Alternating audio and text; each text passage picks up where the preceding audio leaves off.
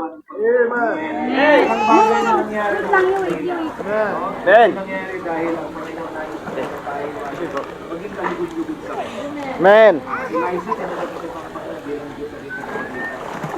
Kung namatay ka, tiyak mo, salamat na ito. Hawakan mo lang. Okay? Hindi. Yan. Relax ka lang. Ayan. Okay. According to the profession of faith, binabautismuhan natin si Eliza sa pangalan ng Ama, ng Anak at ng Banal na Spirit. Buried in the likeness of God. Raise up in the Amen.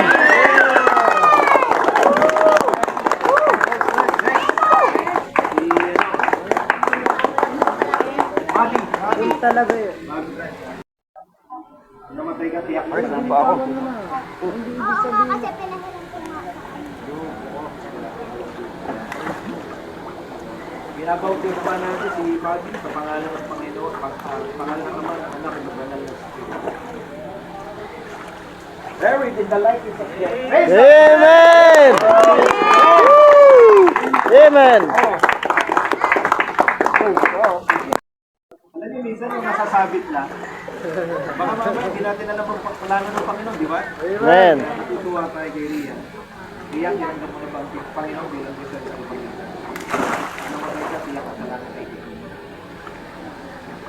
Binabautis mo natin si Rian sa pangalan ng Ama, ng Anak, ng Banal na Espiritu. Relax na, ha? Buried in the likeness of God. Raise up! Amen. Woohoo. Amen. Ayan. Parang